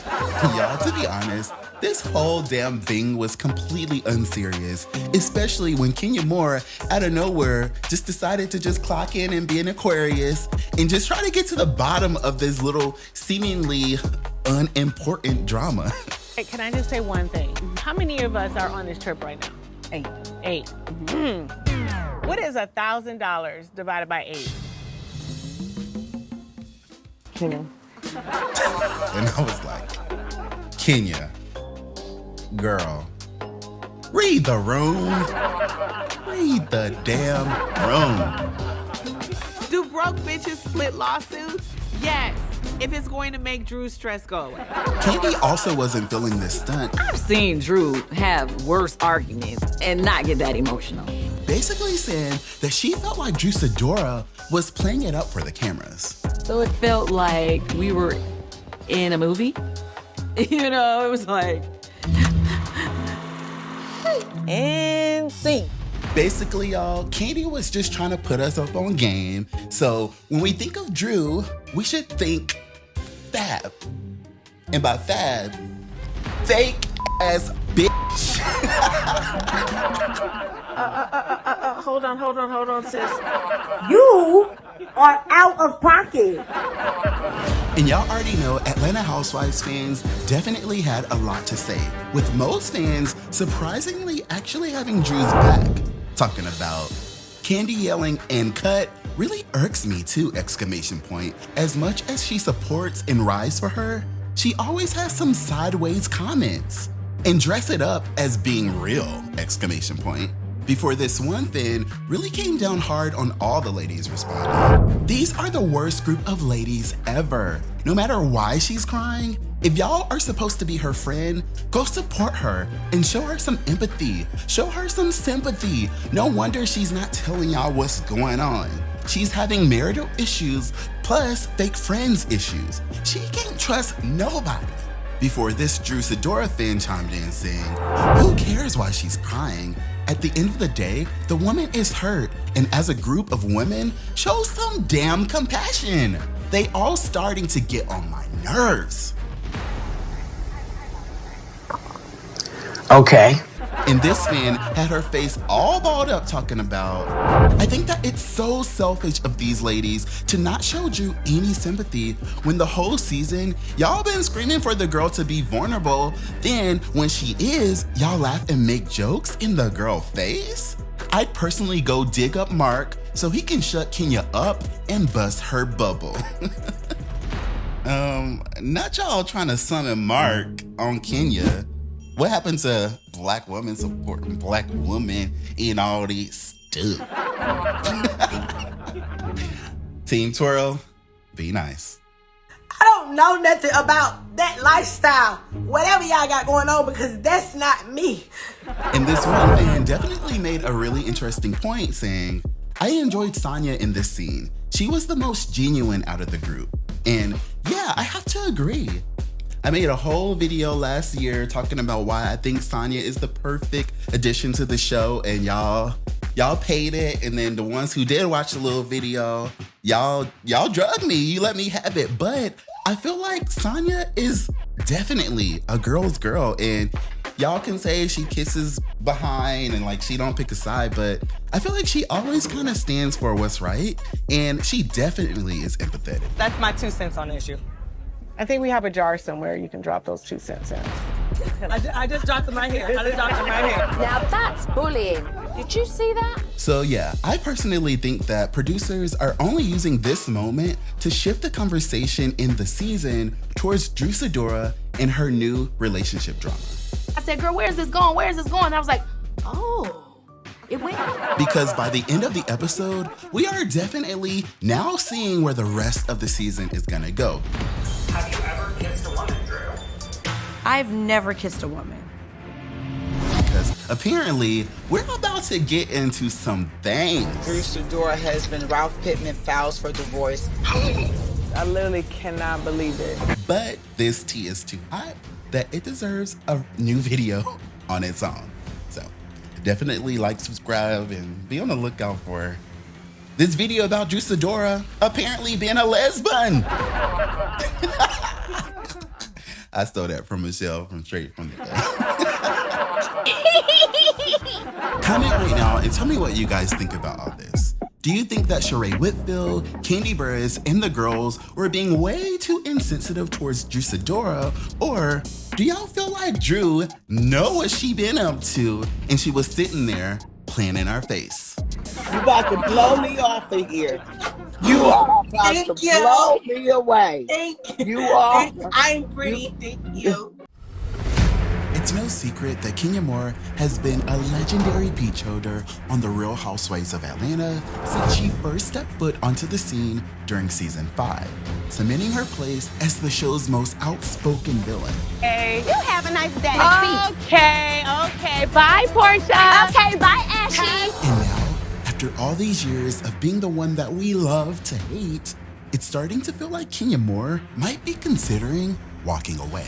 I know how to walk away. If I'm not happy, if I don't like the way things are going, I'll just say It's not working out. Thank you for your time. You can stop saying that shit. I know that. I rebuke all the spirits that's in here in the name of Jesus. It's Justin Diego back with another binge-worthy video. And I've been peeping for a while now that Kenya Moore doesn't look happy on the Real Housewives of Atlanta anymore. So today, let's talk about how her latest interview with Carlos King has left me completely shook. And I will clean up the mess because, you know, that's labor laws right there. Okay, now, before I even start, I just gotta be clear and say that Kenya Moore has never said that she's leaving, so Team Toro, calm down. I don't know what to tell you. It's my job to just keep my ears to the streets and try to peep what's going on and figure out what I think might be happening behind the scenes. And all I'm saying is, it's very clear to me that Kenya Moore is unhappy with the show right now. And after this interview with Carlos King, I'm pretty sure that the network is blowing up her phone.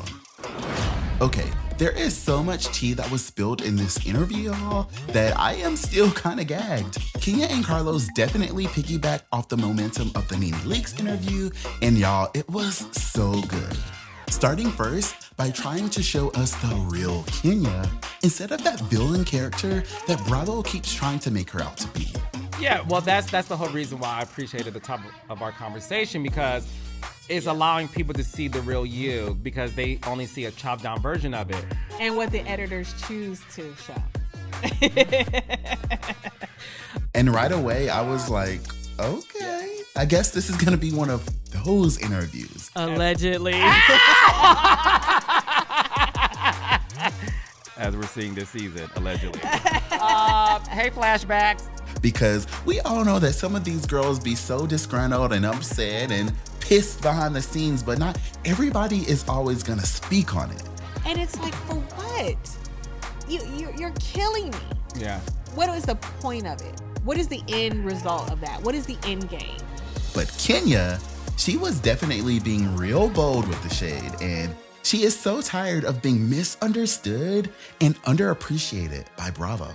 People think you are mean, a bitch, vicious, a villain, evil, you know, and I think you are by far the #1 most misunderstood reality star. None of those words is what I use to describe you. If you follow what's going on with the Real Housewives of Atlanta on social, you already know that this clip of Kenya's interview with the King definitely went viral, where Kenya Moore gave Nene Leakes her props for being the star of RHOA and doing her thing to make the show pop. I mean, come on, that's easy. That's Nene. Nene. I mean, come on. Nene is that girl, and I mean, she was the yin to my yang. She was feisty, funny, effed up at times, crazy at times, a real friend at times. Like, she was all of those things. But Kenya couldn't even let Nene have it, and before I knew it, she had done read both Nene Leakes and the whole damn show before she could even finish that same sentence where she was giving her props. Do you agree with her when she says she built the house? She built a house, but it got foreclosed on. I mean...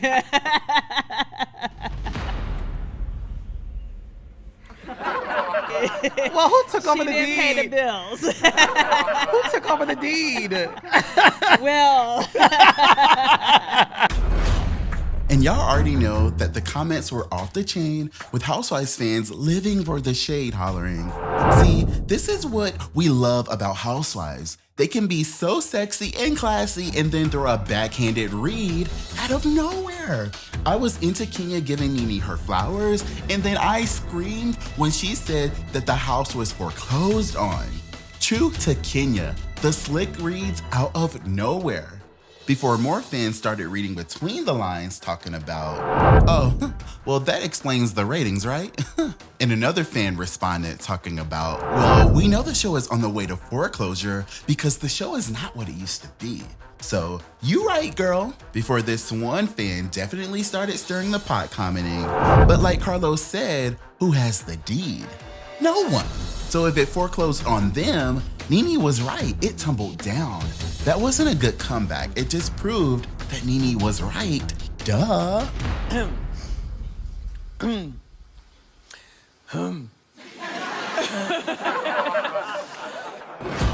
Yeah, I raised concerns a few videos back about how both Kandi and Kenya have not been getting the best edit, and I remember being shocked that Kenya Moore was liking shady tweets about production and slamming them for their editing choices publicly.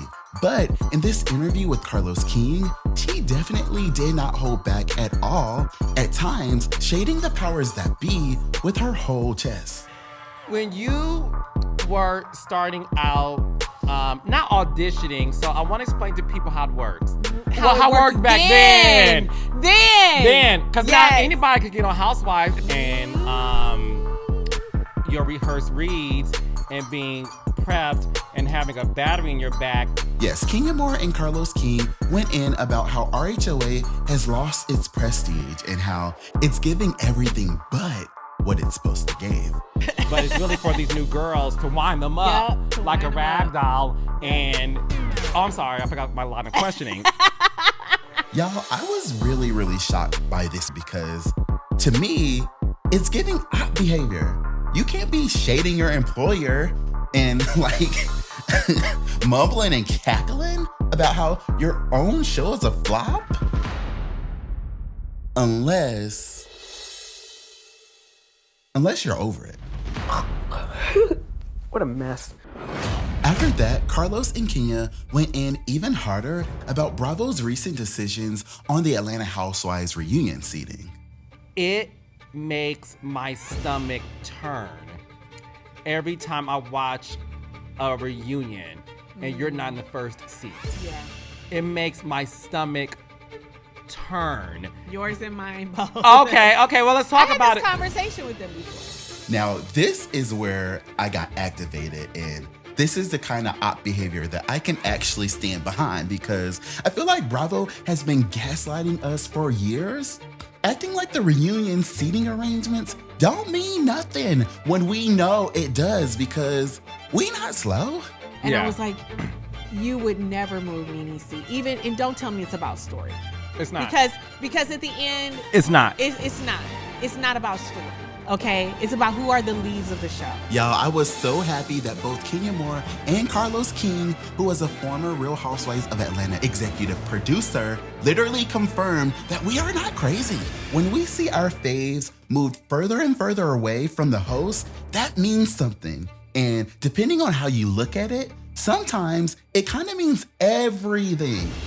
I think it's a mistake. And do you think it's a message to you?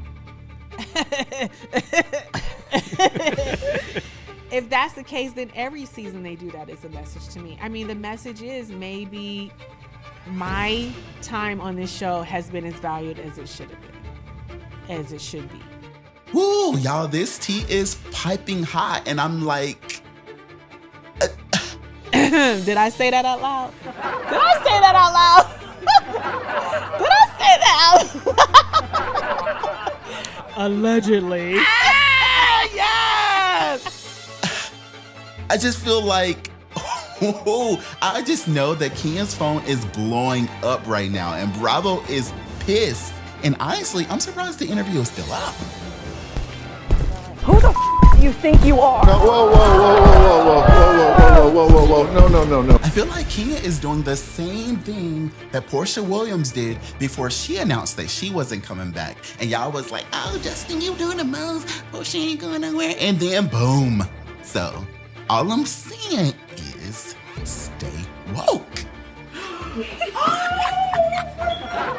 Teen Twirl, look, I know that we would all hate to see it, but I don't know, like, I honestly personally would not be surprised at all if next season Kenya decided to sit this one out because the writings are on the wall. Comment right now and tell me what you guys think about all this. Do you think that is cool that Kenya Moore low-key sat down with the ops and just spent 2 hours of her time shading Bravo, her employer? Or do you feel like she has the right to give her honest opinion, even if that includes saying that Real Housewives of Atlanta, the show that she's on, is basically a flop? And also tell me what else you enjoyed about Kenya's interview with The Key. And be sure to watch the full interview on Carlos's YouTube channel, child, because when I tell you, there is so much more tea.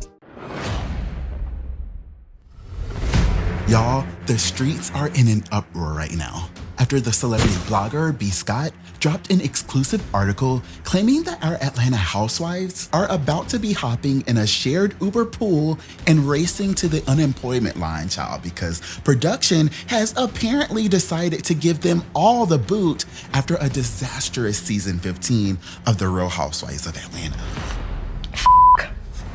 It's Justin Diego back with another binge-worthy video. And today, we have to talk about how things are not looking good for our Atlanta peaches after rumors of a complete recasting of the Real Housewives of Atlanta has left us all feeling some type of way.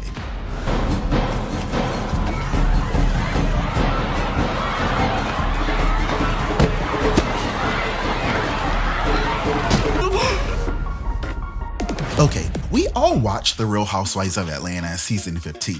Well, actually we didn't, and apparently that's why we're here. No, seriously, here's everything B. Scott shared so far about this alleged Real Housewives of Atlanta reboot.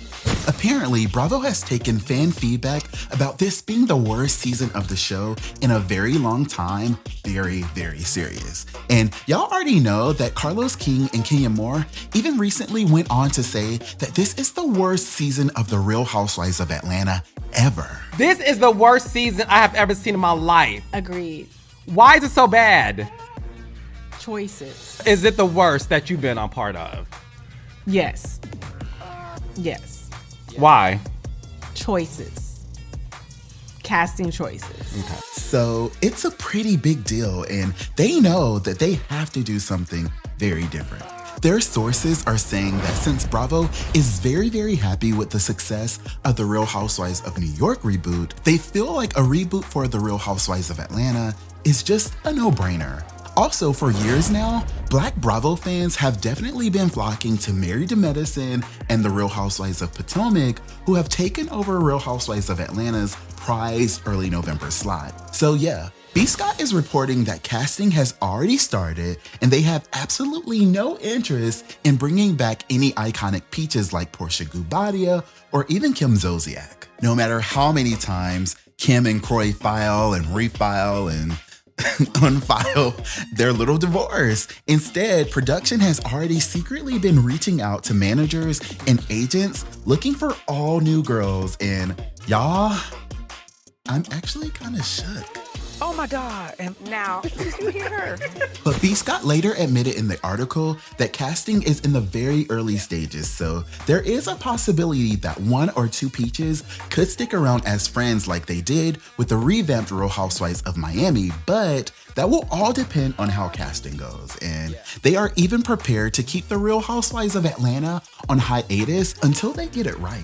And y'all, like, I can handle them like switching out our girls and like trying to figure out how to revamp the show, but a hiatus?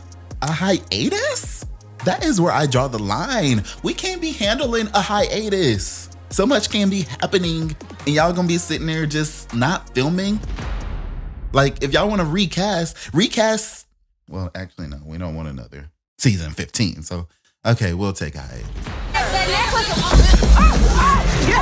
And while this news is very, very upsetting to some, I feel like y'all, come on, girl. The writings have been on the wall. Now let's get into it, cause period.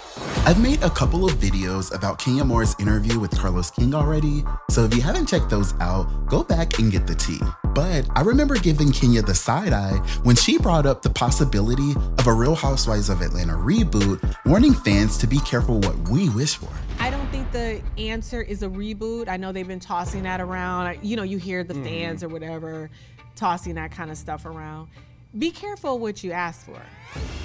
Be careful what you ask for.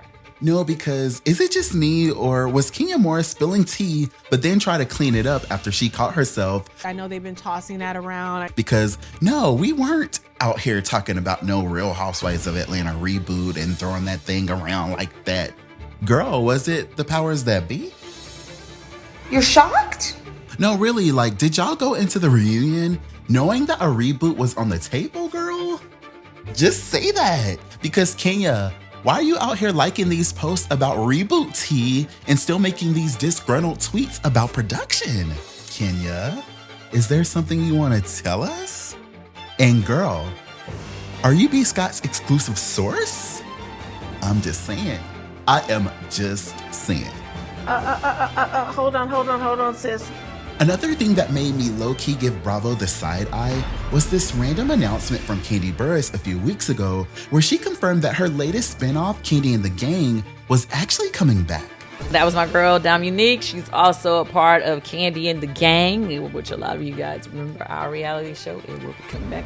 Anyway. Okay. I found that really interesting because she had previously told us several months ago that Bravo had sadly decided to give Kandi and the Gang the boot. Mel Thomas asks, when will Kandi and the Gang return? Unfortunately, it is not returning. Bravo is not bringing it back. I don't know. It kind of feels to me like Bravo was like, okay, girl, we can't keep you on Real Housewives of Atlanta, but we don't want to lose you either. So how about this? How about we bring your little spinoff back and, let's go ahead and put your movie on Peacock. And y'all already know that Kandi was like, I will take the bag, baby, write the check, and I'm in. Just think about that. Just think about that for a minute. Okay, here's my little Justin Diego theory about all this. Y'all, we just gotta keep it real. Like, it's time. It's been time for a reboot. And y'all sitting there talking about, oh no, they better not. We not gonna watch. Bitch, you ain't watching it right now. And that's the problem. Call me petty, but I guess that's what I am. Now, of course, we love Kenya. We love Kandi. We love Nene. We love Portia and all of them. But when Bravo moved Phaedra to Married to Medicine, and when they did not even try to get Portia's wedding on the show, I knew that they were done, and they were moving on from the past. Not to be confused with The Past, which is Kandi and Todd's movie that y'all should be watching on Peacock that came out last Sunday, but yeah.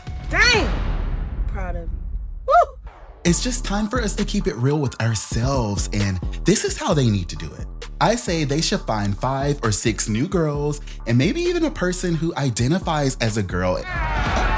Too much? Okay, too much.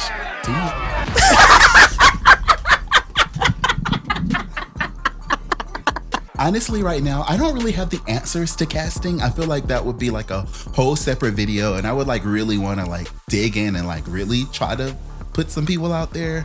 But I do feel like they need to do it, and they need to do it right. But when Bravo rebooted The Real Housewives of New York, they also greenlit 2 spinoffs. One is rumored to be called Real Housewives of New York City Legacy, and the other is that crappy lake show crap. But the point is, it doesn't have to be completely over for our main peaches. Bravo just needs to hire the best crisis managers and the best minds to send Real Housewives of Atlanta off in a proper way. In my opinion, they should do a full-blown The Real Housewives of Atlanta, the final season campaign, and bring back the big 6. That's Nene Leakes, Phaedra, Portia, Kandi, Kenya, and Cynthia. And I feel like, y'all, that would hit so hard. Oh my God. And then they can bring like the newbies like Drew and Kim Field and like Claudia Jordan. They can all be like friends of the show. You can bring Deshaun Snow for some scenes, Lisa Wu, like all of those people can come back. Even Sheree. Actually, wait a minute. Sheree can be a part of that too and make it the big 7, right?